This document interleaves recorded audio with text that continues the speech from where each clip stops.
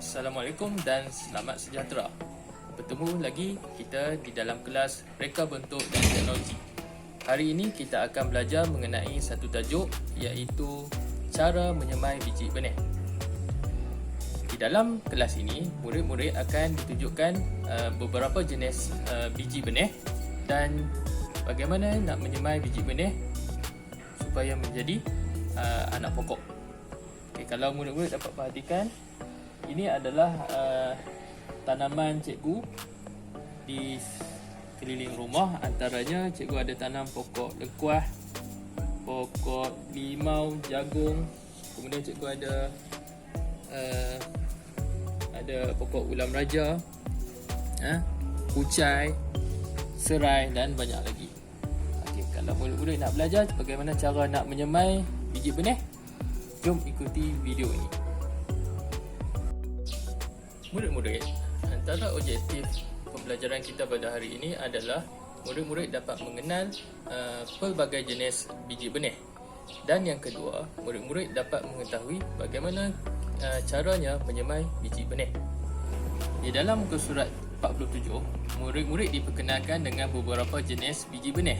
Antaranya biji benih sawi, tomato dan juga daun ulam raja.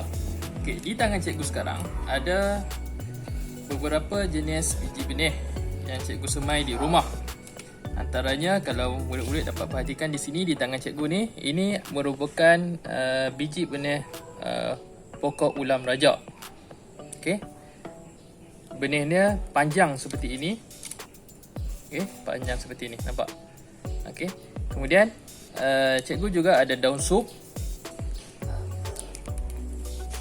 lobak merah,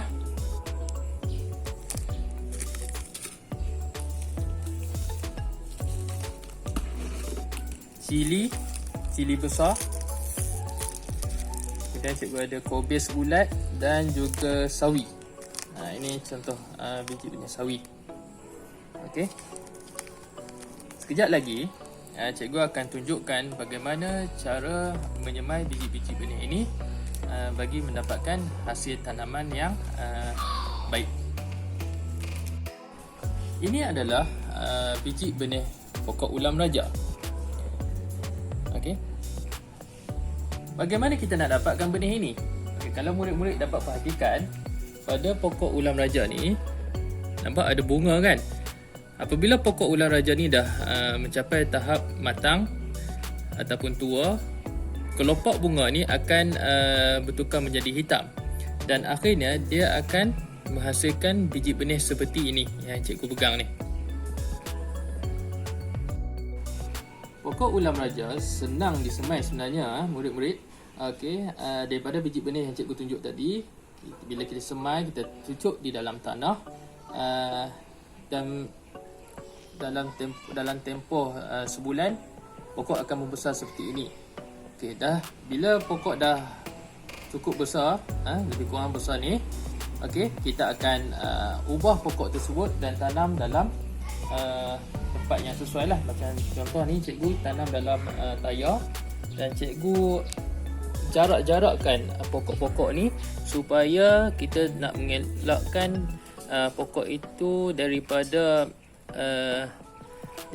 berebut vitamin dan zat daripada tanah. Jika kita tanam terlalu rapat, ia akan menyebabkan pokok ini takkan membesar dengan baik. Murid-murid kenal tak pokok apa ni? Ini merupakan pokok jagung. Okey.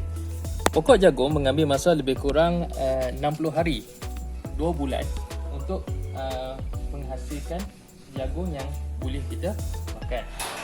Okey. Untuk mendapatkan pokok jagung yang seperti ini, kita akan semai menggunakan biji benih.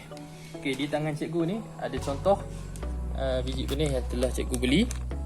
Okey, kita tengok contoh biji benih. Okey, ini contoh biji benih jagung. Biji benih jagung ni asalnya daripada jagung yang kita telah biar kering. Dan kemudian bila kita nak tanam ataupun semai, kita kita akan ambil jagung yang sudah kering tu untuk disemai. Okey. Murid-murid, di dalam pasu ini adalah contoh pokok sawi yang cikgu baru semai lebih kurang 1 minggu.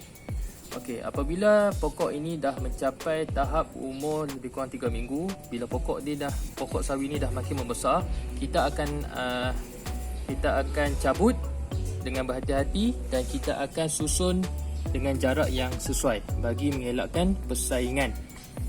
Okey, sebab apa kita nak elakkan persaingan?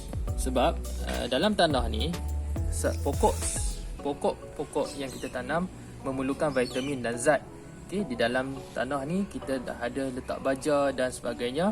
Jadi apabila kita pokok itu terlalu rapat, ini akan menyebabkan persaingan antara pokok untuk mendapatkan vitamin dan zat.